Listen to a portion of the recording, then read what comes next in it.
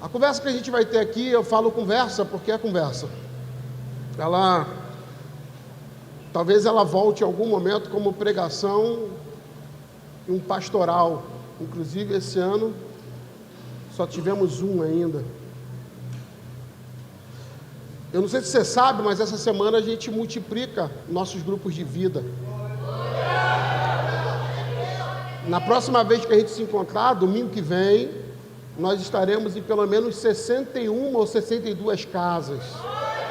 Não, é para dar glória com muita vontade mesmo.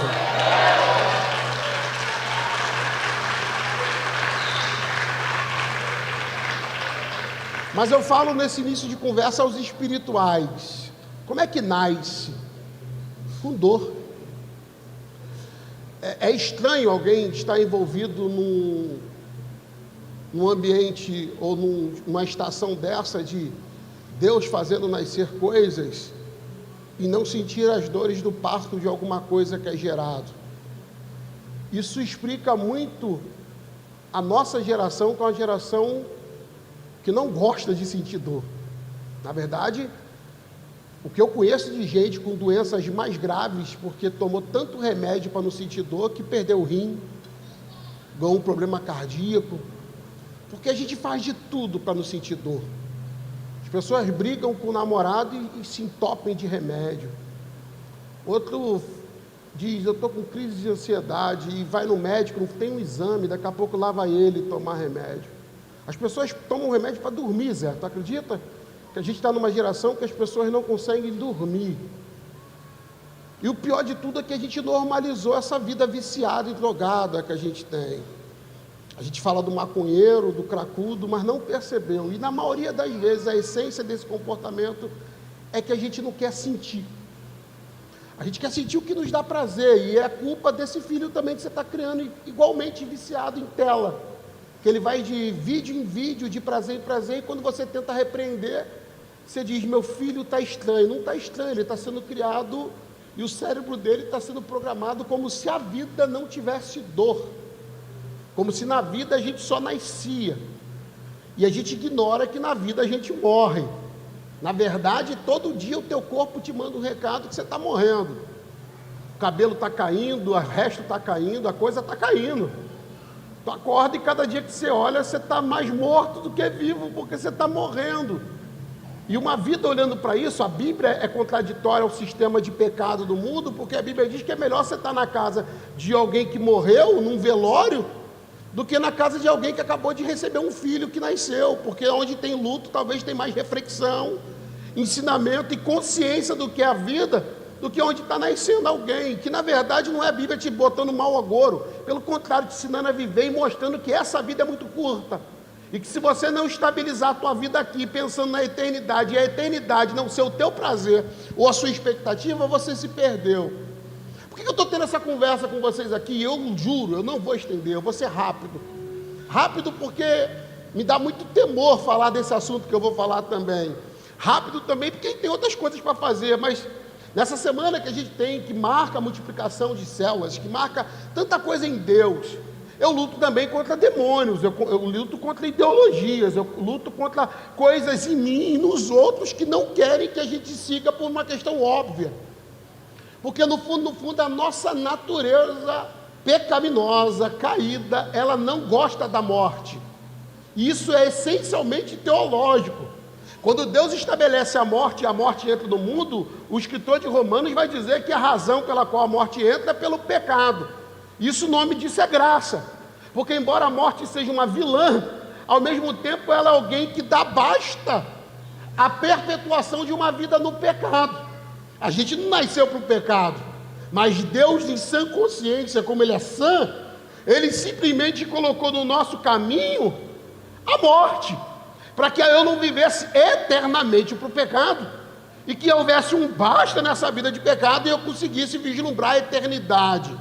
Então, no sentido bíblico, a morte é até uma bênção, porque Adão e Eva viveriam eternamente do pecado, mas o basta estava lá, a dona morte. E ela foi vencendo todo mundo, e você conhece a história do único que não vence, que ela não conseguiu vencer. Na verdade, ele se entrega a ela, e 3 dias depois ela tem que devolver pedindo desculpa, porque ele ressuscitou no domingo de manhã. Mas a grande verdade é que a morte é um problema para o não salvo. Aí você diz, não, mas eu conheço crente que tem problema com morte. Será que é crente? Eu não sei. A pandemia veio aí, a pandemia foi maravilhosa, porque a igreja pregava até a pandemia que Jesus estava voltando e bom é ir para o céu.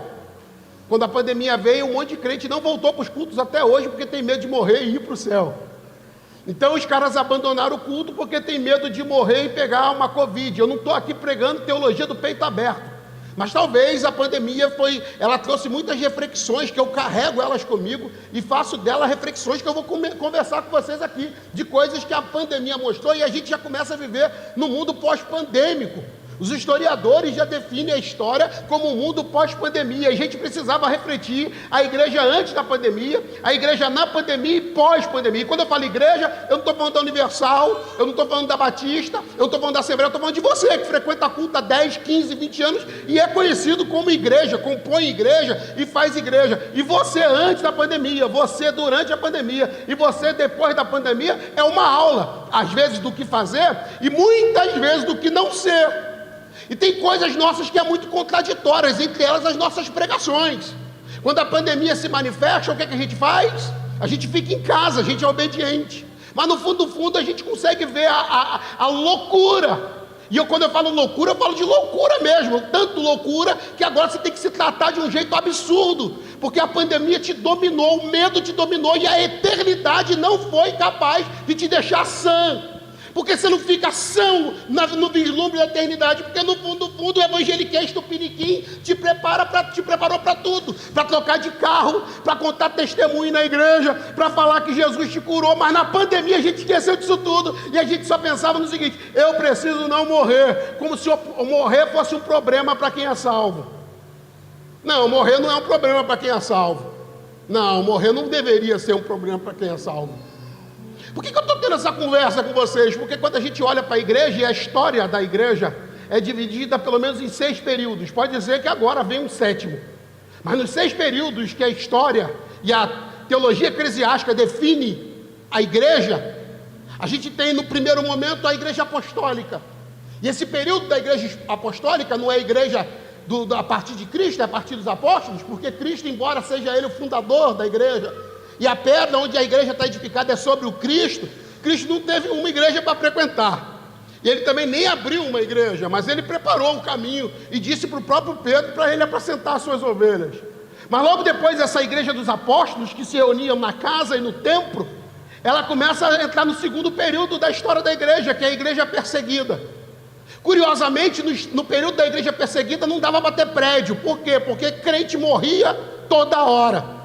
E eles iam de assassinato a assassinato, toda hora alguém matava. As irmãs aqui, a Débora agora vai para o 3º filho que vai nascer, e a 3ª cesárea dela. Cesárea não é de operação e cirurgia, cesárea vem de Cesário, que vem de César.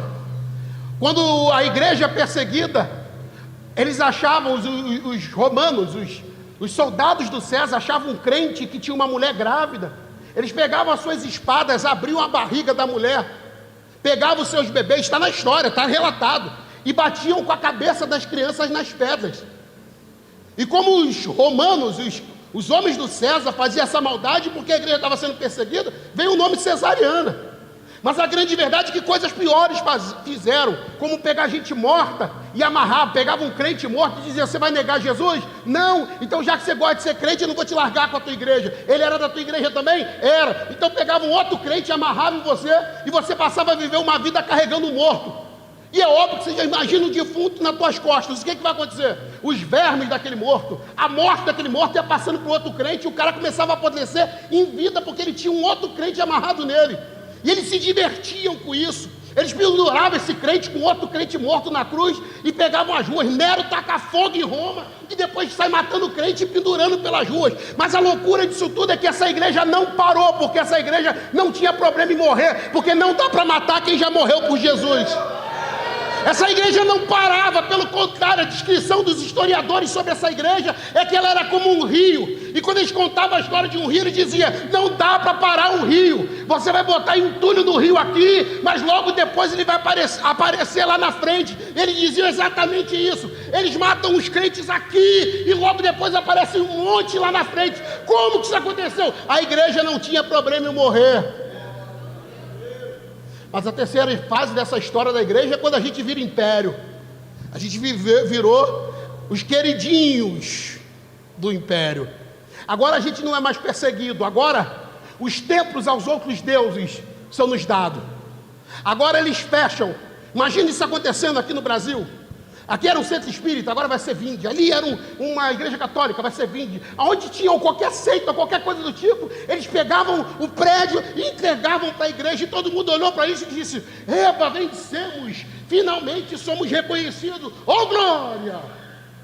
Anos depois a gente estava entrando na igreja medieval e a loucura que a gente fazia cruzada em nome de Jesus. E essa igreja que morria porque era perseguida por Jesus, agora matava quem não queria ser crente. Um vislumbre de luz é a reforma, e aí o período da reforma é quando alguém com lucidez briga para que a igreja volte a ler a Bíblia, e que a Bíblia não ficasse na mão de uma meia dúzia de gente mal intencionada que levava a palavra de Deus para onde eles queriam.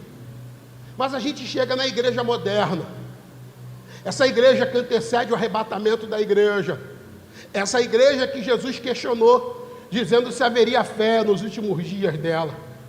Essa que ele disse que nos últimos dias o amor se esfriaria. E quando eu falo amor, não é pelas pessoas, é por Deus. E quando a gente chega nessa igreja, a gente tem que fazer reflexões. Porque quando eu falo nessa igreja, eu não estou falando da igreja que você vê essa noite. Eu estou falando de você que vem aqui e se dá paz do Senhor para os outros, se identifica como salvo. Essa igreja que está à véspera de ser arrebatada, essa igreja tem problemas. E um dos maiores problemas que essa igreja tem é de morrer. Não, essa igreja não quer morrer. Essa igreja vem ao culto para ser exaltada. Essa igreja vem ao culto para receber. Essa igreja vem ao culto para receber vitória. Essa igreja, quando Deus não dá vitória, ele já fala logo: tem alguma coisa errada, eu sou dizimista. Quando essa igreja não flui do jeito que imagina e fica doente, ela fala: deve ter alguma coisa errada porque eu sou salvo e não posso ficar doente. Essa igreja viciada em prazer e nenhuma obrigação e nenhuma desejo de morrer por amor a Deus ou ao Evangelho. Essa igreja é a nossa. Essa é a nossa. Esse é o nosso evangeliquez tupiniquim, de gente que foi vocacionado ao ministério, mas toca o ministério por uma carreira. Gente que foi vocacionado ao ministério, mas que não está disposto a sofrer e a morrer nada por isso, porque no fundo ele está pensando em si. É o homem que o Paulo vai descrever, visando para mim, que seria pastor depois, e para os demais, que seriam pastor da igreja do fim, que estariam numa furada. Ele dizia lá, conversando com o próprio Timóteo, ele dizia: nos últimos dias os homens serão amantes de si mesmos, e serão dias trabalhosos. Esse é o tempo de gente cheia de amor próprio, gente que vem aqui, e foi maravilhoso o que Deus falou para a gente no começo desse culto. Não cultua a sua necessidade hoje não. Não presta um culto para você hoje não. Deixa esse culto em memória de Jesus. Porque tem uma montoeira de gente que vem à igreja, mas a última coisa que ele faz é culto para Jesus. Ele vem aqui porque o marido ainda é drogado, ela vem aqui ainda porque o marido atrai, o outro vem aqui porque a conta não está paga, o outro vem por um monte de coisa, e no final da história é 2 horas pensando como que eu saio dessa furada. E em momento nenhum a consciência vem de que Jesus morreu por mim porque eu não valia nada e eu não conseguiria me salvar, mas Ele morreu por mim e agora eu vou servi-lo e adorá-lo e amá-lo, e isso é suficiente, porque essa vida é curta, mas a eternidade é eterna, e faz sentido eu viver pelo vislumbre da eternidade. Não, a gente vem aqui na ideia de alimentar a gente, e provavelmente essa pessoa que vive no culto de si mesmo, se a igreja não entregar o que ela quer, já ela está falando: não é isso tudo não cuida tão bem assim não ama tão bem assim não, pastor, não é aquilo tudo não. Porque essa igreja é de gente que frequenta ela não porque ama Jesus, mas na maioria das vezes é porque se ama tanto, que veio aqui para entrar do lado de Deus, para ver se Deus dá uma moralzinha para ele, e ele continua se amando mais. Eu falei, eu já vou acabar, pode ficar tranquilo, eu vou acabar. Isso aqui é rápido, isso aqui é rápida. Das 26 estações que o Salomão descreve, uma delas ele coloca como tempo de matar. E eu vou falar uma coisa sobre a igreja brasileira que você tem que pensar aqui agora. E essa conversa é para salvos mesmo. Por isso que essa conversa hoje não é nem uma pregação. Volta domingo que vem, eu prego melhor domingo que vem para você. Mas hoje não, hoje é uma palavra, mas ela é profética demais. E ela talvez é o que Deus vem falando comigo no meu coração ultimamente, e me preparado para isso, e me dói todas as vezes que eu ouço Deus falar isso. Mas ao mesmo tempo eu penso em ter coragem para fazer isso, que é a coragem de matar coisas. E matar coisas é para quem ouviu Deus mesmo e entendeu essas estações. Tem estações que tudo nasce, tem estação que só vai nascer se a gente matar. E matar coisas pode ser do jeito figurado, e eu prefiro caminhar nisso. Mas é também um princípio espiritual que, se a gente não entender, a gente não rompe para uma outra fase. Um historiador de igreja descreveu que a igreja geralmente começa assim. Um homem, diga um homem. Um homem tocado por Deus que decide apaixonadamente por Deus pregar uma visão. Então, nessa visão, ele prega algo que recebeu de Deus e logo depois aparecem outros homens. E agora não é mais um homem com uma visão. Agora o que a gente tem diante da gente? Um avivamento. Porque agora outras pessoas foram despertadas pelo mesmo sentimento, pelo mesmo coração incendiado, e agora a gente tem o quê? Oi? Um avivamento. Que logo depois esse avivamento juntou tanta gente que a gente vai chamar isso de movimento. Agora a gente não tem só mais um homem, outros homens que estão vivendo o avivamento. Agora a gente tem diante de nós um movimento. É bom ou ruim? Coisa boa, um movimento. Pessoas amando Jesus, pessoas salvas por Jesus. Que coisa boa, um movimento. Só que agora é o perigo. Por quê? Porque para o movimento virar um monumento, só precisa de alguém que se desvie daquilo pelo qual a gente começou. Essa é a vida cristã, é.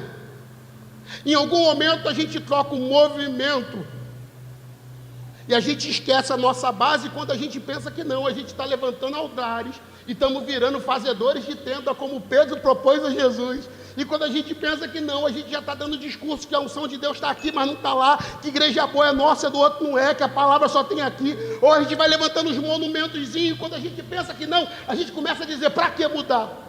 O que a gente tem é bom demais. Para que melhorar? O que a gente tem é bom demais. Você começa a olhar para você como crente, compara com o crente zoado que você era quando chegou aqui, com todo respeito, mas qualquer crente comparado com o que você era, já ganhou. Não tem que ficar animado que você melhorou, você tem que olhar para o futuro do que Deus quer que você se torne. Mas aí o cara melhorou um pouquinho, e ele já compara com um pouquinho que melhorou, e diz, estou bem, hein? E quando ele pensa que não, a vida cristã dele não é mais avivamento, a vida cristã dele não é movimento, mas a vida cristã dele virou o quê? Um monumento, onde ele fez do culto dele o seu ídolo e a sua petição. Então ele diz, louvado seja eu, glorificado seja o meu nome, olha o que Deus fez comigo, eu melhorei tanto, olhe para mim. E agora tudo que ele faz na vida é querer manter o monumento. Então agora ele não tem mais prática de avivamento e movimento. O que ele tem prática de vida é, vamos manter o que temos. Eu estou falando isso porque é como a igreja virou o que ela está no Brasil. A gente tem igrejas históricas, com grandes estruturas, que todo esforço da igreja é o quê? Manter o que tem. Quando alguém propõe, vamos mudar, diz, não, mudar não, tá bom do jeito que está, porque do jeito que está tem 50 anos, do jeito que está tem 80 anos, do jeito que está tem 100 anos, e eu não vou mexer. Você pega crente na igreja que o cara tem dificuldade de mudar o lugar que ele senta. Se ele chegar no culto e alguém sentar no lugar que ele está acostumado a sentar, ele vai pedir alguém para sair. E se não sair, ele fica com raiva e vai embora, porque ele quer sentar no lugar dele. A gente é um fazedor de ídolo. E a gente vai criando os monumentos, a gente escolhe os hinos do nosso coração. E quando não canta, a gente reclama como se o culto fosse para a gente. E se repete o hino, tu fala, de novo o mesmo hino. O hino não é para você, o culto não é para você. Nós não nos reunimos para dar glória a você. Mas a gente constrói os nossos monumentos e a gente começa a dizer, igreja é assim, culto é assim, crente é assim. Jesus pregou mais contra tradições humanas do que contra outras religiões, porque ele sabia que tradições humanas é uma desgraça no coração do homem. Não é o farisaísmo moderno que a gente vive, porque os fariseus não tinham honra de amar a palavra, eles tinham honra de usar a palavra a favor deles e cumprir algumas ideias de roupa cumpria algumas ideias de culto, e ele dizia, culto é assim, sábado é assim, adoração é assim. E aí vem Jesus dizendo, ô meu amigo, debaixo do sol, tudo muda. Que vida cristã é essa que você desenvolveu, que você não quer mudar? Você está pronto para ouvir uma verdade aqui? Eu falava hoje cedo, tem uma igreja aqui perto da gente, que não pode pintar. Ela é rosa e está no estatuto, vai morrer rosa.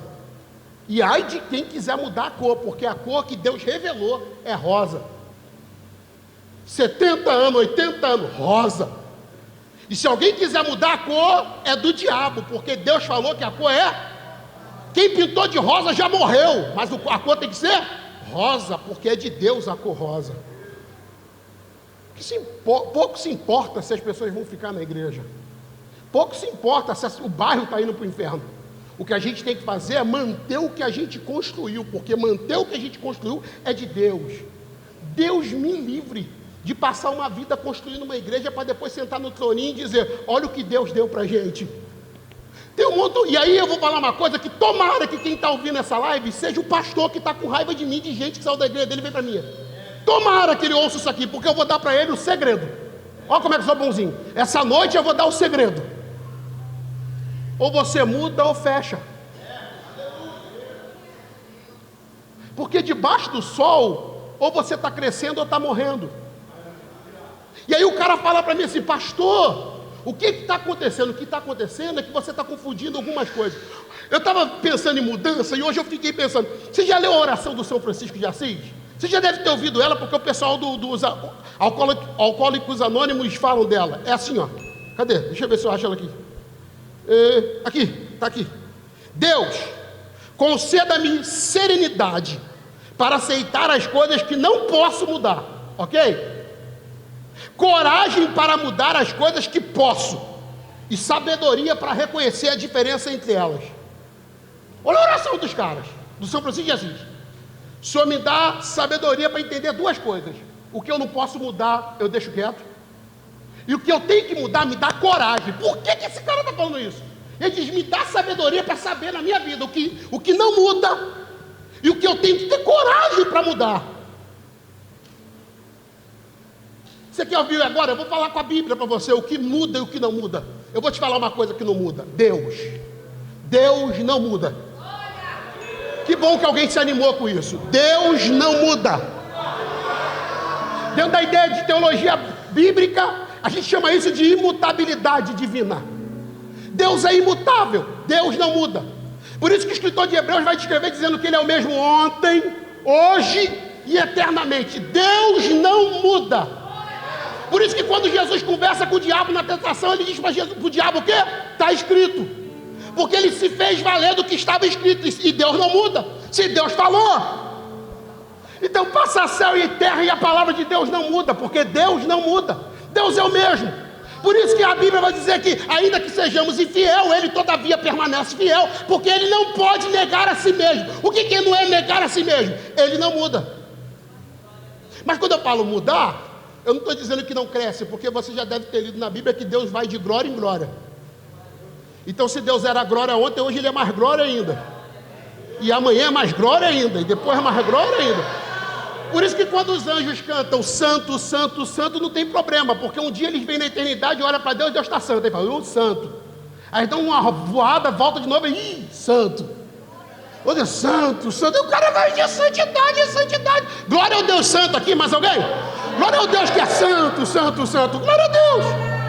Agora, ao mesmo tempo que a Bíblia mostra um Deus que não muda, Ele não muda mesmo. Pastor, antigamente isso aqui era pecado, e hoje? Continua. Será que amanhã vai mudar? Vai não.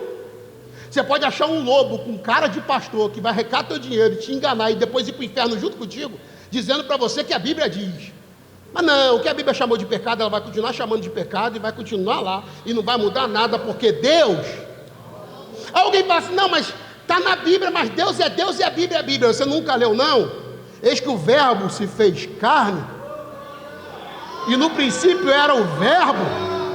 Pega pega aqui, no princípio era a palavra, e a palavra se fez carne, e a palavra habitou entre nós. Cristo é a palavra, glória a Deus, porque Ele é a palavra, e a palavra não muda, Deus não muda, a palavra não muda, está definido, é isso aqui e acabou.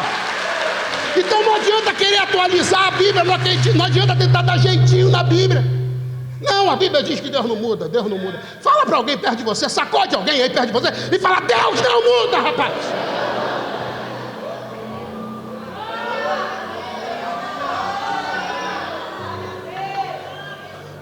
Agora, aponta para o céu e fala assim: Deus não muda não, hein? Agora bota esse dedo no meio da tua cara e fala: você está mudando. Bota aqui. Fala: ele não muda. Eu mudo. Ele não muda. Eu mudo. Irmão, tudo debaixo do sol está mudando. A economia está mudando, os governos estão mudando, a sua saúde está mudando, a tua cara mudou. Tudo aqui está mudando. Faz conta aqui comigo. Eu falei que eu estava falando dos amigos, né? Pensa nisso aqui. Imagina que você congrega numa igreja há 20 anos e está lá dizendo: Deus vai mudar, está vindo aí, Veio a pandemia. Na pandemia, tudo que a gente pregou, como é que fica agora? Tinha uma igreja aqui, não vou falar o nome da igreja, mas é alguma coisa de cura. Pensa numa igreja que não podia fechar nunca. É essa, é a da cura. Não é não. Toda semana eu está com a mão colada lá para sair demônio. Porque colar a mão é demônio, se não colar não é. Toda semana, imagina. Uma igreja dessa não podia fechar nunca. A Universal passava a luz da cura, lembra a luz da cura? Tu acredita que na pandemia apagaram? Ficou sem a luz parou de passar. E só voltou depois da pandemia. Pensa, geral com Covid, botava os leitos lá e só passava a luz, ó. Levanta, vai embora, vai embora. Não, na pandemia todo mundo fechou a portinha, voltou para casa e não teve ninguém reclamando que a igreja estava fechada, porque era Deus denunciando a igreja. Não foi a pandemia que fechou a igreja, foi Deus que fechou a igreja para denunciar como a gente vivia a igreja. Tomara que você tenha estrutura. Imagina que você é membro dessa igreja há 20 anos, e aí você fez muita campanha de libertação, você deu muita oferta, você fez muita campanha da cura, sem cura, descura, mais cura, menos cura, tudo que você podia fazer, você fez. Você deu oferta por isso, aquilo, tudo que dava para fazer, você fez. Aí veio a pandemia. Fica em casa. Ai meu Deus, fica em casa. Passou a pandemia, sobreviveu. Aí você volta para essa igreja. O que você pensou na cabeça? Nesse período de pandemia, você ficou mais perto da tua família, você comeu com seus parentes, você reviu os irmãos, a morte te colocou para pensar que a tua vida estava errada, você aprendeu a cultuar em casa, coisa que você não fazia porque só ouvia a pregação do pastor, agora você ora todo dia, você lê Bíblia todo dia. Estou querendo que foi isso que aconteceu contigo. Você virou um crente não dominical, você virou um crente diário, e aí você volta para a igreja, mais ainda, para piorar a vida de alguns pastores. Você descobriu o YouTube, e descobriu 1 milhão de pregador, 1 milhão de gente que ensina, e descobriu 1 milhão de cursos, 1 milhão de ensino. Você descobriu igreja online, culto online, e aí agora você fala: meu Deus, tem pregação domingo, ó. Olha lá, tem igreja que prega Jesus domingo, ó.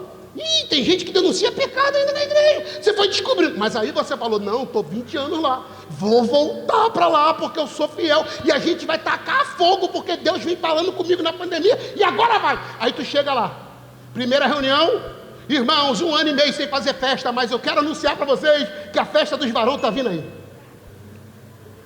Não, imagina você mesmo dizendo: caraca, depois da pandemia a gente vai voltar para a festa dos varões, festa do varão. Não, vamos fazer melhor, a festa das irmãs está vindo aí, hein? E a festa do aniversário da igreja está vindo aí. Imagina você olhando e dizendo: a gente não aprendeu nada. Aí o cara faz a conta natural. Se nem a pandemia fez esse líder botar a mão na cabeça e aceitar que tem que mudar, nunca vai. Incomodado?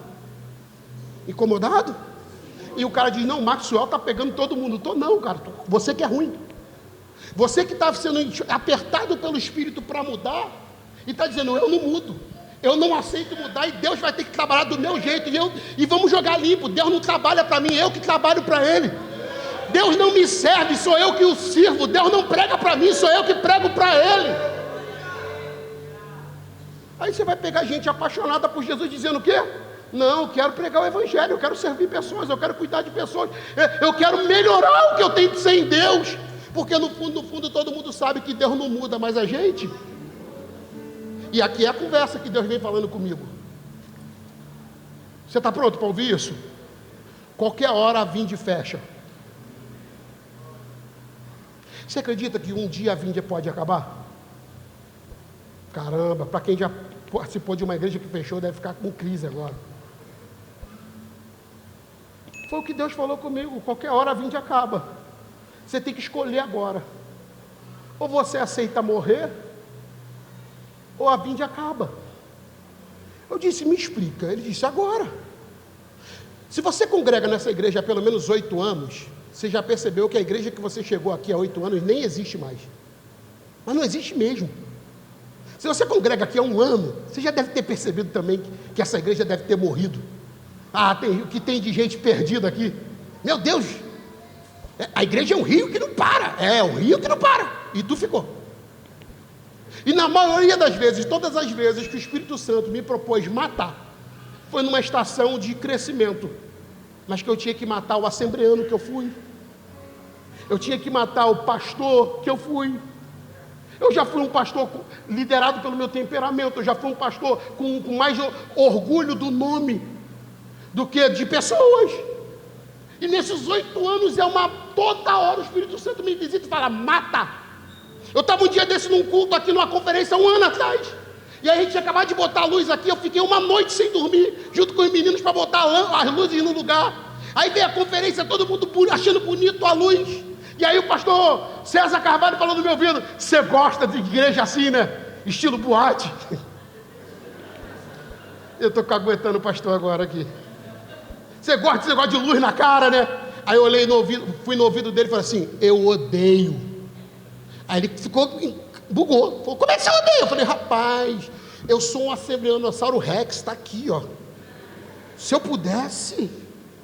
Mas por que você deixou eu botar a luz? Eu não só botei, eu ofertei quase toda ela. Eu paguei por quase toda ela e fiquei instalando a noite toda e estou aqui sem dormir. Foi porque a igreja não é sobre mim. A igreja é sobre Jesus e Deus não muda, mas eu mudo e eu preciso entender que a sociedade que eu estou mudou e eu preciso pegar a mesma mensagem que não muda, o evangelho não muda, a pregação não muda e eu preciso chegar nessa pessoa que está mudando e não adianta falar, vem aqui e se adapta a mim, ao contrário. E eu não estou virando mundano, eu não tenho vida devassa, eu continuo casado com a minha mulher, com a vida mais santa que eu posso ter, mas eu entendi, eu tenho que mudar.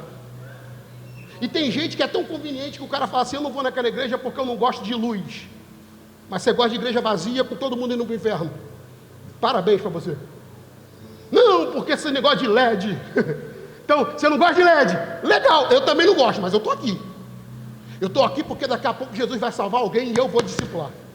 Eu estou aqui porque daqui a pouco alguém vai se render a Jesus e eu vou levar para minha casa, e eu vou tirar o carrapicho, eu vou tratar das feridas e vou levar para Jesus. Então não é sobre a igreja, é sobre o evangelho, a pregação do evangelho, porque Deus não muda, mas a gente precisa entender isso aqui. Irmão, dá uma olhada para essa igreja, você acha que eu gosto disso? Meu irmão, eu sou do tempo que o obreiro estava de paletó e gravata, segurando uma bandeja aqui no altar ali, ó, o obreiro ali, ó, que está no púlpito hoje, de bonezinho. Por isso que não casa. De bonezinho aqui, tranquilão, adorando, marchando, falando em língua. Eu era do tempo que para ser vaso tinha que estar de chinela havaiana, calça social e camisa comprida. Eu fico às vezes, teve um dia que eu estava ali atrás ali, rapaz, eu não acreditei porque estava tudo escuro. Aí de repente eu vi um vulto, eu falei, não é possível que está acontecendo isso aqui. Eu olhei e falei, não está acontecendo isso aqui não. Aí eu parei e fico olhando, daqui a pouco quando eu olhei de novo, veio um varão correndo de lá para cá, quem fica aí atrás vai ver qualquer hora. O varão deu 2 estrelinhas mortal e saiu marchando em língua. Tem noção disso? Vem correndo, pá, lá, barabá. Eu falei, que loucura, velho. As coisas estão mudadas. Agora não faz sentido pelas minhas tradições eu dizer, Espírito Santo não trabalha desse jeito. Porque eu não estou aqui para ensinar o Espírito Santo, eu só estou aqui para me render e dizer, mata o que precisa ser matado em mim, para que eu possa ir para a próxima estação. Cara, eu já vivi isso aqui. a gente mudar de estações na igreja. E a gente sempre teve uma boa igreja, sempre teve uma boa igreja, sempre teve uma boa igreja, sempre teve. Em todas as estações que a gente teve, a igreja sempre foi saudável, amiga. Eu sou pastor de uma galera muito crente. Não tem ninguém perto de mim que seja safado, bandido, não tem isso não. Pelo contrário, lerdos sim, não poucos. Não, mas maldade, essa maldadezinha que ele fala que tem na igreja, de nego armando, tem não. Pelo contrário, sou extremamente honrado. Essa semana eu briguei com a galera só pela possibilidade de insinuar que o meu povo não era generoso. Não, eu sou pastor de igreja generosíssima, povo amigo um do outro. Pau quebra porque é a vida, a gente briga mesmo, não tem como ser amigo sem brigar. Mas pede perdão, se peca, confessa, não tem esses problemas não. Tem problema, mas não perdura. Mas amigo, quando eu olho para aquela igreja, eu me lembro da gente chegar numa fase como essa, e o Espírito Santo gritar para mim: mata o pastor que você foi até agora, mata o jeito de liderar que você liderou a igreja até agora, porque a próxima estação, o pastor que você foi até agora não cabe. Faz conta comigo. Como assim não cabe? Como assim não cabe? A igreja está prosperando, a igreja está crescendo, está chegando mais gente, e o Espírito Santo fala para mim: ou mata ou acaba. Eu dizia: está falando sério, senhor? Eu estou falando sério, o pastor que você foi até agora não cabe, a mensagem que você falou não cabe. Calma aqui. Aí eu... E aquelas dores de matar. E eu me lembro várias vezes que eu vivi esse momento. A Vinde já deve ter morrido umas 8 vezes nesse tempo. E pessoas chegar para mim e dizer: pastor, não muda. E eu dizer: meu irmão, eu só tenho um jeito de fazer isso com você. Se você quiser me seguir, porque parar eu não vou não, porque Deus já me chamou para a próxima estação e eu tenho que ir. Com lágrimas eu chorei, porque eu sabia que aquela pessoa que não queria que a gente mudasse ia embora. E foi. O que me consola? Mesma vidinha, fazendo nada para Deus até hoje. E se eu tivesse deixado aquela pessoa me governar, eu estava no mesmo lugar que ela. Mas para mim, desses momentos de mata ou acaba, foi um dia que eu estava em casa, e aí era uma família que eu tinha muita. O pastor não quer perder ninguém. Pode chegar 1000 pessoas na igreja, o pastor não quer perder ninguém. E aí o seguinte, a pessoa junto de mim, e eu dizia para ela: fica aí, rapaz. E aí todas as vezes que eu visitava essa família, a família ficava. Se eu sumia, a família sumia. E eu fiz isso por anos. Um dia, e aí nessa de eu falo: não vou mudar aqui porque não vão gostar, não vou fazer aquilo ali porque não vão gostar, não vou para aquela estação porque não vão gostar. E eu sempre preocupado e pensando nisso, vivendo um momento maravilhoso. Muito ocupado em ser acusado de que não tinha tempo. Mas eu não tenho tempo porque a gente orou por esse tempo que não ia ter tempo. O meu pastor que você está reclamando que está sem tempo porque a gente trabalhou para não ter tempo. E olha que a gente não chegou nem na metade do que Deus vai fazer com a gente. Aí eu me lembro que um dia eu acabei de acordar, estava descendo a escada para fazer minha devocional, e eu ouvi o Espírito Santo gritar, porque aquela família veio na minha mente. Quando aquelas pessoas veio na minha mente, o Espírito Santo gritou. Ele não falou, ele gritou para mim: a igreja é um rio que não para, Maxwell. E ali eu tive aquela visão que eu compartilho com vocês algumas vezes. O tipo de gente que tem nesse rio que não para. Tem gente dentro do rio nadando contra a maré. A água quer levar, mas ele nada contra, dizendo: não vou morrer, não vou morrer, não vou morrer, não vou morrer, não vou morrer. Tem gente que está do lado de fora vendo o rio correr e dizendo: qualquer dia eu pulo. E tem gente que está de sorrisão, porque já entendeu que a gente vai para onde Deus quiser, e já se soltou no rio, e está dizendo: me leva para onde o Senhor quiser me levar, Jesus. Eu me lembro do Espírito Santo dizer para mim: essas pessoas que você está segurando a tua próxima estação, nem dentro do rio nadando contra estão. Você vai continuar. Aí eu falei: quem sou eu, pai? Aí Deus falou comigo: você é esse cara que está nadando contra a maré. Falei: eu sou pastor da igreja. O pastor da igreja vai. Você não. Você já foi mais fácil. Mas agora, para poder manter o monumento, você está aqui, nadando, dizendo: calma, Senhor, eu já vou. Calma, Senhor, eu só estou aqui mais um tempo para fulano pular. Calma, Senhor, eu estou aqui mais um tempo para ver se fulano toma vergonha na cara e me segue. Calma, Senhor, porque se fulano não vir, o parente vai ficar triste. Se fulano não vir, a pessoa... E o Espírito Santo gritando para mim, dizendo: a igreja é um rio que não para. E aí ele disse para mim: não para ela, não para para ele e não para para você. Quando ele falou, você, aí vem agora. Porque o que eu decidi fazer é com pastor, sem pastor, meu filho. Se você não quiser, eu levanto outro pastor melhor do que você e leva 20 para onde tem que ir. Eu falei, Senhor, me perdoa, mas eu estou soltando a mão, me leva, Rio. Me perdoa, mas eu vou deixar o Senhor me levar para onde o Senhor quiser, porque eu entendi que a igreja é um rio que não para.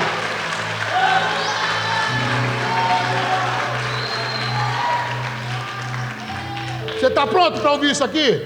Não adianta estar na igreja nova se a tua vida ainda é velha.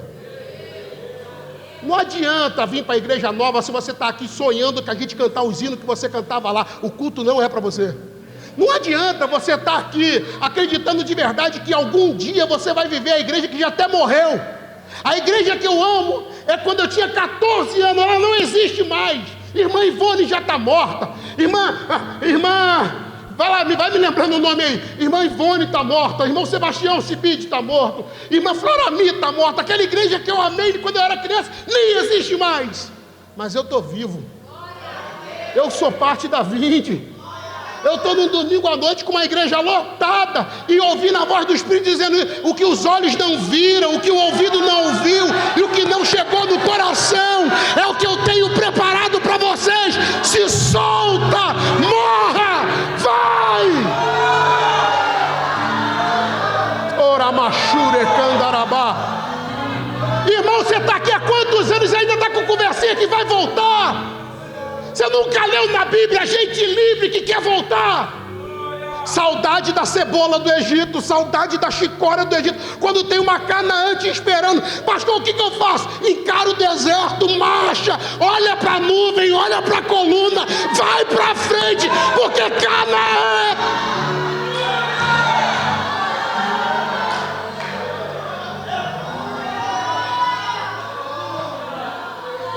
Eu tenho uma dó. Esses dias eu vi um pastor que não quer mudar. E não é pecado, não é adultério, ele só não quer mudar. Ele está no pecado de Deus tem que fazer o que eu quero. E aí ele dizia para a gente que estava vindo para cá: está liberado, eu sei que você volta. Pastor, olha isso aqui, pastor. Se quiser dar um close na minha cara, vai voltar não. Vai voltar não, pastor. Tão bem, tão gordinho. E eu vou falar por que não vai voltar. Não é porque vamos morar aqui para sempre, não. Qualquer hora eu vou enviar um por um. E quando você voltar aqui, você não vai achar eles aqui. Mas você não vai achar eles aqui porque brigaram e foram embora daqui, não. Você não vai achar aqui porque eles vão ser enviados para todos os cantos para pregar o Evangelho e honrar a palavra de Jesus. Não, eu sei quem é o pastor dessa igreja e não é o Maxwell. E eu sei quem é o dono dessa igreja e não é o Maxwell. Deus me livre ser dono de ovelha. Deus me livre ser dono de chamado de alguém. Deus me livre. Ah, Senhor, eu entendo o rio. E anota o que eu vou falar. E quem tem fé para pegar profecia, pega. Não demora muito. Em 143 bairros dessa cidade vão ver um prédio abrindo.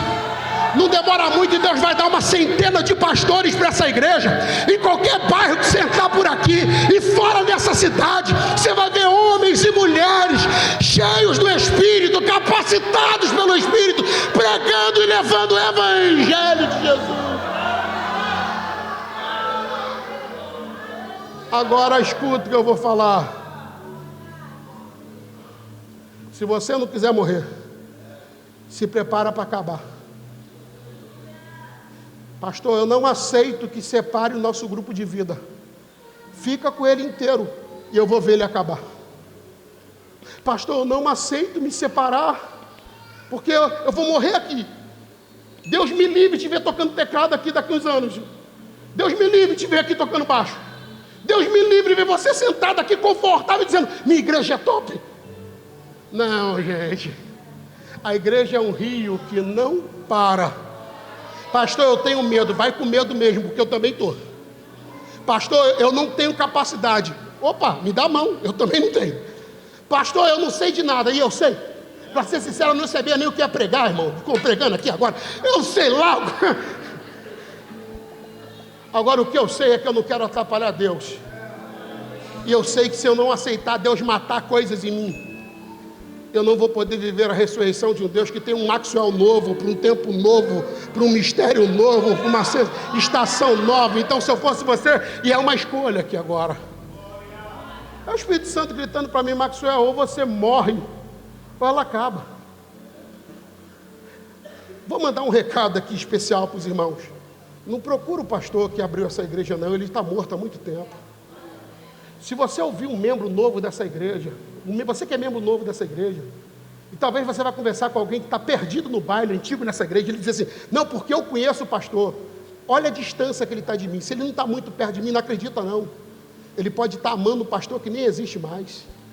Ele pode estar acreditando num pastor que não existe mais, porque, com todo respeito, eu já entendi a próxima estação. E o Maxwell, que veio pastoreando essa igreja, é muito grato. Mas eu entendi que tem coisas que Deus vai matar e está tudo certo. Porque eu sirvo a um Deus que não muda, e a mensagem está garantida, o evangelho está garantido, mas eu aceito a próxima estação.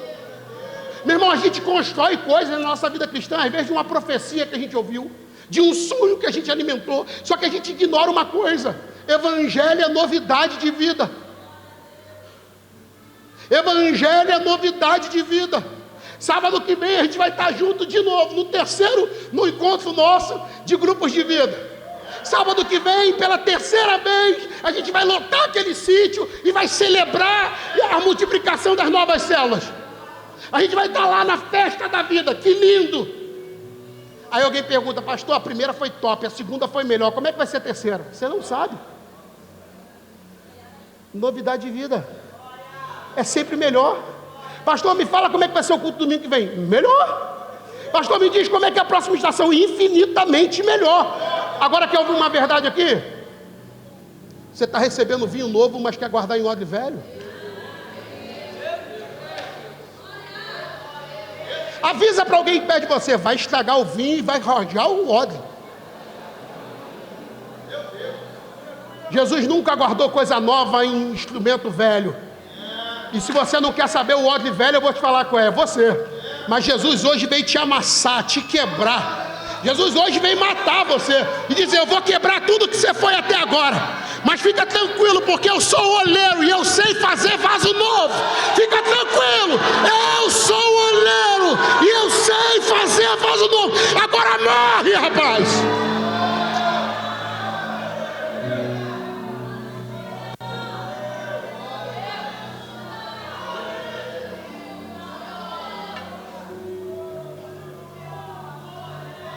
Feche os seus olhos, por favor. Feche os seus olhos, por favor.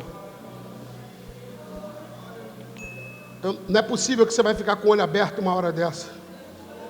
Eu não acredito que você vai conseguir ficar de olhos abertos uma hora dessa. Feche os seus olhos. Feche os seus olhos. A sua carne vai dizer: não mata. Mas ouça o Espírito dizendo: morre. A sua carne vai dizer: não mata. Mas ouça o Espírito dizendo: morre.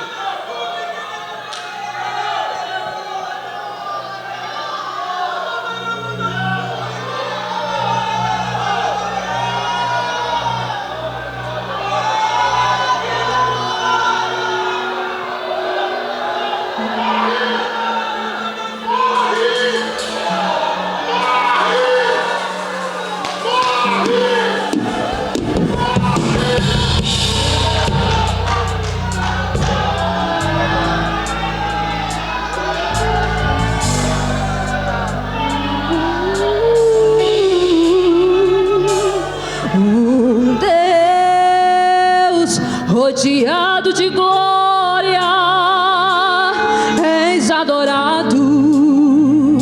24 horas os serafins cantam: Santo, Santo, incansavelmente, Santo, Santo.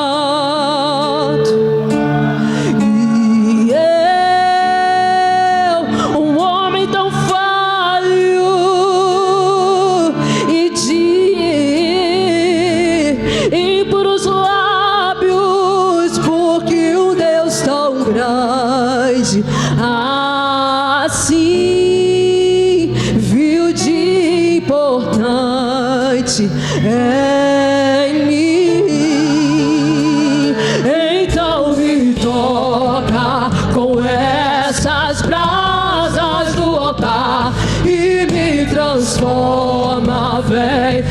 me purifica, então me toca com essas brasas do altar e me transforma, vem me purifica. Diga, eis-me aqui, estou disponível. Diga isso.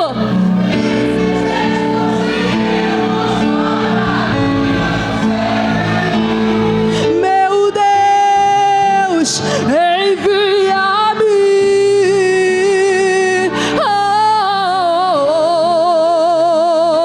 E como dizer não para o teu chamado, se me deixe unção para ser usado pra tua glória, somente pra tua glória.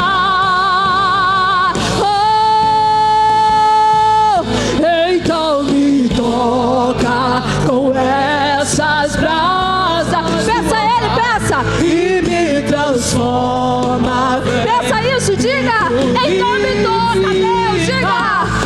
Então me toca com essas brasas do altar e me transforma, vem me purificar. E eis-me aqui, eu estou disponível, então usa-me. Eu me fiz exclusivo só pra te servir. Meu Deus, envia-me com meu poder e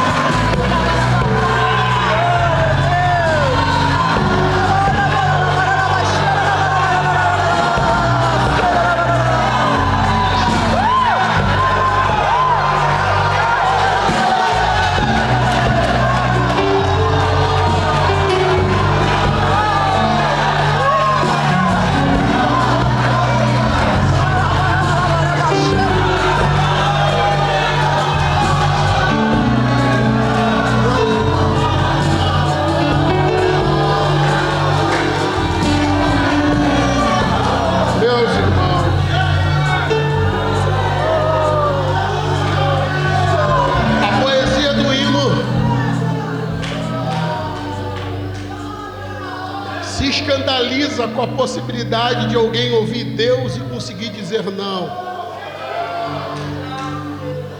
Mas a verdade é que a gente tem entre nós quem consegue. Para alguns, Deus queria te ver dedicado para Ele como Ele te vê no teu trabalho. Tem gente que fala tão bem do político dele que Deus fala: poxa, eu queria que o teu status fosse para me servir como você consegue servir teu candidato. Tem gente que está sem falar com parente, brigado com um monte de gente para poder honrar gente que não dá eternidade para ninguém. É loucura, a gente sabe disso. Mas a gente tem aqueles que conseguem dizer não. Eu não consigo. Eu sou um frouxo. Foi muito cedo que as chamas do altar me pegaram. E eu sou muito sincero. Eu não sei o que eu posso fazer sem ser isso aqui. A gente fala, né? Eu seria um monte de coisa. Mentira. Toda a ciência, toda a capacidade só funciona aqui em cima. Se eu sair daqui de cima, isso acaba. Se eu sair daqui de cima, não sobra nada. Fora do altar não tem visão. Fora do altar não tem autoridade. Fora do altar. Eu não sou doido de testar isso. Tem gente no meio da gente que é corajoso. Ele sai do altar com a facilidade. Mas vocês estão falando com um gordinho que é frouxo. Para muita coisa eu sou brabo. Mas quando o assunto é Deus, a presença de Deus, não, eu sou frouxo. Eu morro, mas não saio daqui. Eu sou frouxo. Não troco, não vendo, não negocio. Para isso eu sou frouxo.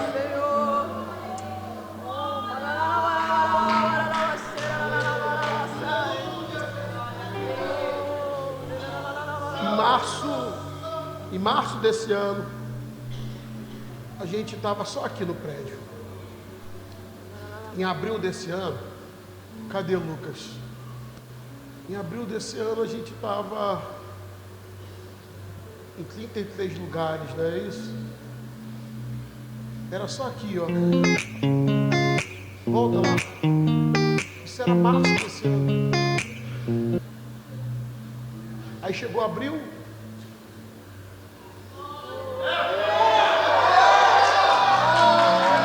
Calma. Agora chegou julho.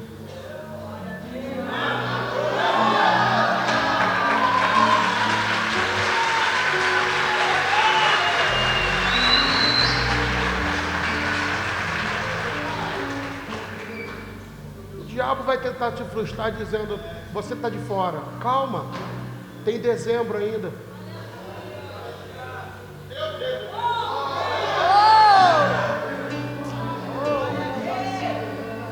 Volta para julho. Terça-feira agora a gente se despede dos nossos irmãos. Acostuma, essa vai ser a nossa rotina. Amadurecer e liberar. Chora com eles, come bolo com eles, celebra com eles, mas ao mesmo tempo se enche de temor, porque provavelmente, mas você não está indo sendo enviado agora, é que está te faltando coisas, talvez até disponibilidade, talvez um problema no caráter, na língua, no coração. Trata porque lá vem dezembro.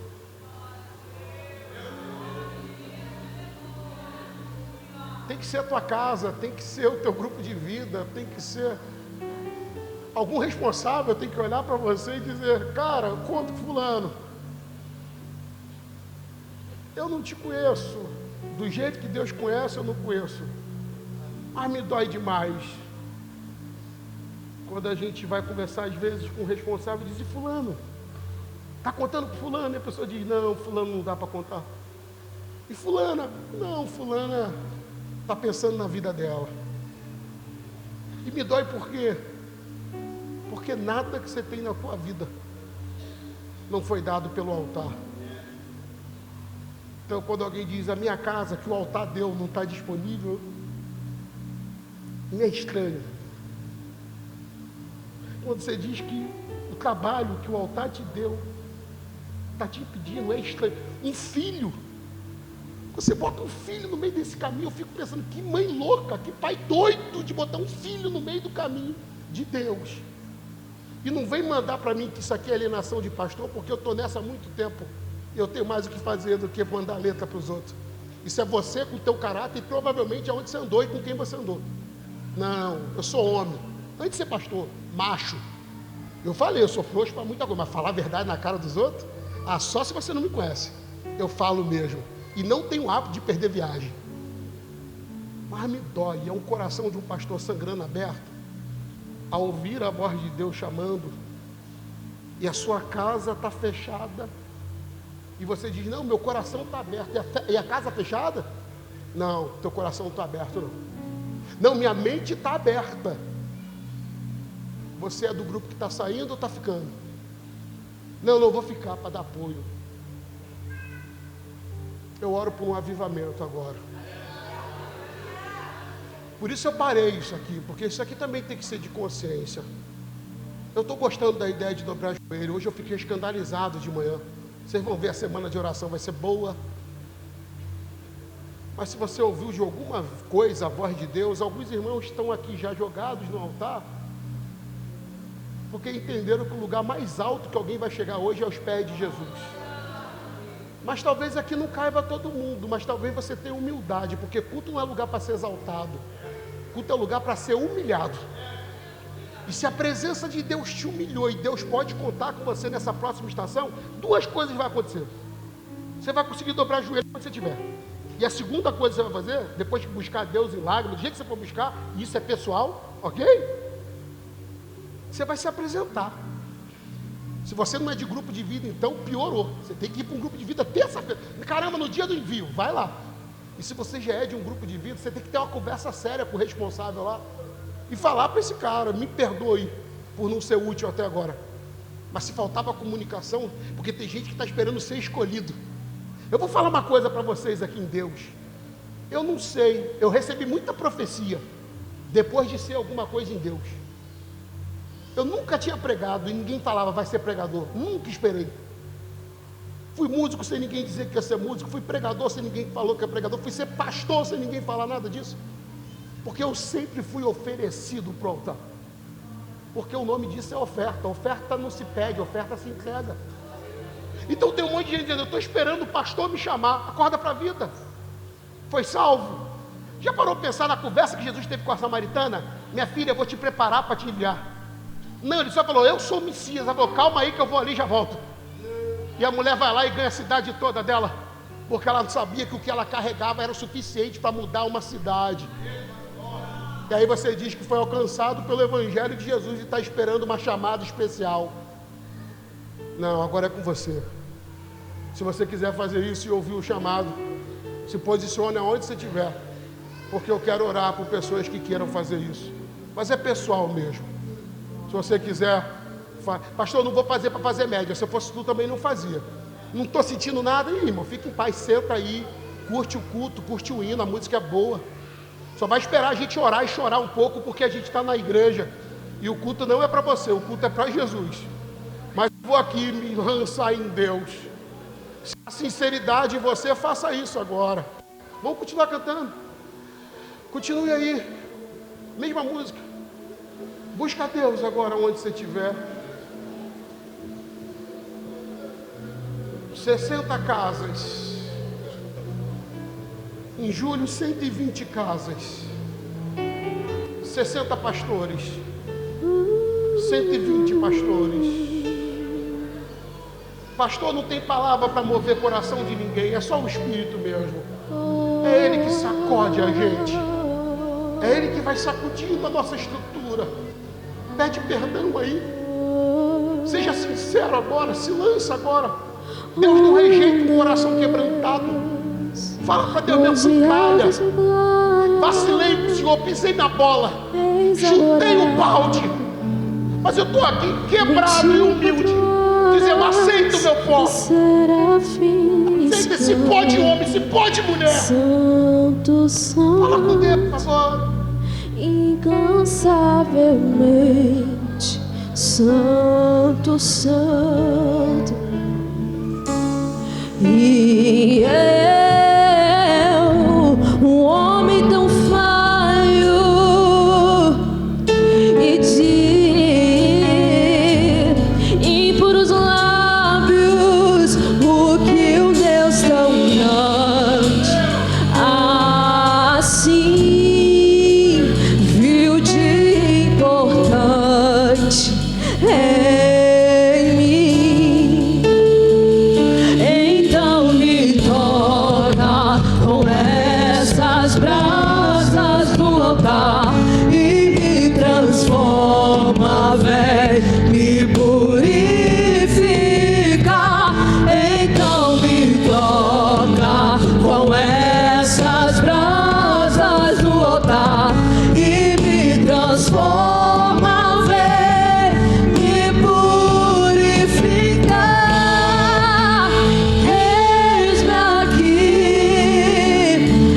estou disponível, então usa-me. Eu me fiz exclusivo só pra te servir, meu Deus, envia-me.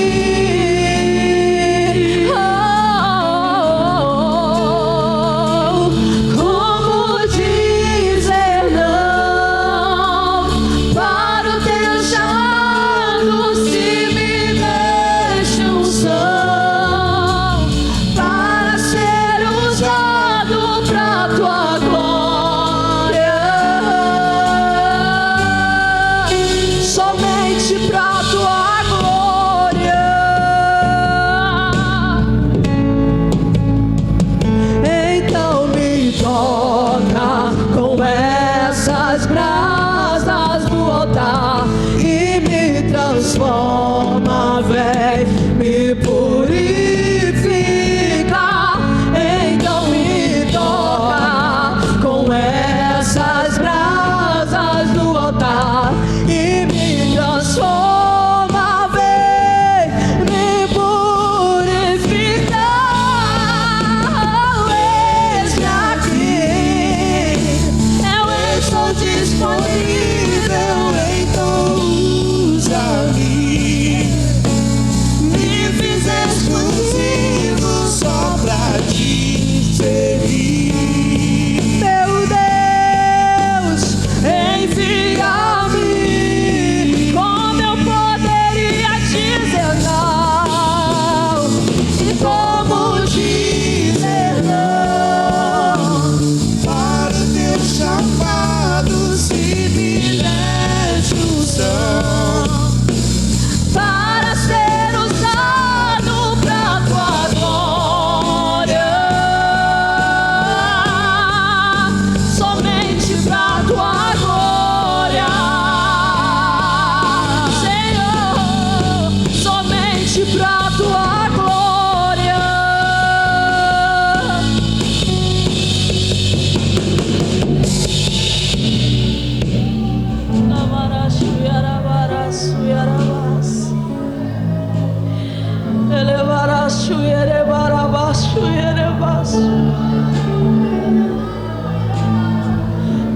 Com o coração rendido, Senhor, nessa noite nós se ajoelhamos diante do Senhor, nós nos prostramos diante do Senhor.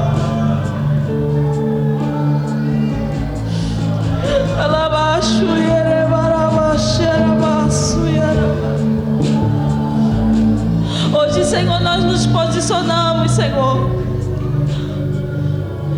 e dizemos para o Senhor que estamos disponíveis. Estamos disponíveis, Senhor, para ser responsáveis. Responsáveis, Senhor, com a vocação. Responsáveis, Senhor, com a chamada. Responsáveis, Senhor, com aquilo que o Senhor confiou a nós. Senhor, nós nos posicionamos, Senhor, nessa noite, não no lugar do outro, outro, mas nós nos posicionamos no lugar que é nosso.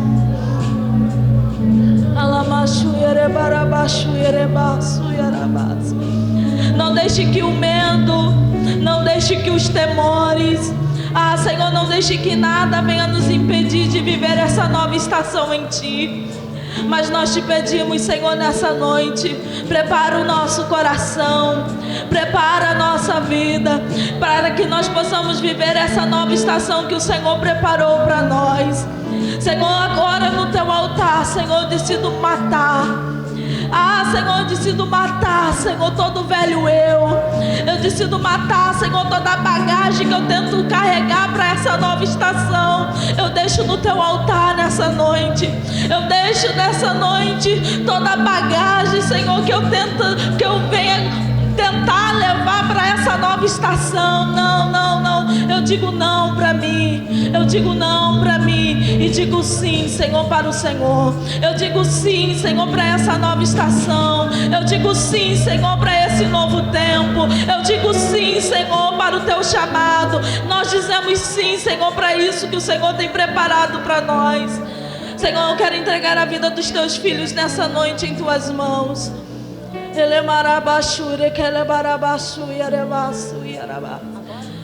Senhor, nós estamos com o coração rendido a Ti, Senhor, nessa noite. Prepara, Senhor, para esse novo tempo. Nos prepara, Senhor, para essa nova estação. Nos prepara, Senhor, para aquilo que o Senhor preparou para nós. Senhor, o Senhor não nos deu um espírito de medo, mas o Senhor nos deu um espírito de fé, fortaleza e moderação. Em nome de Jesus, em nome de Jesus. Geração eleita, eis-me aqui. Sacerdócio real, Eis-me aqui. povo exclusivo de Deus. Eis-me aqui. E nação santa, Eis-me aqui. e geração eleita. Eis-me aqui. Diga, sacerdócio real, Eis-me aqui. e povo exclusivo de Deus. Eis-me aqui. E nação santa, santa. E eis-me aqui, eu estou disponível. Eu Livres exclusivos só pra Te servir. Meu Deus, envia-me.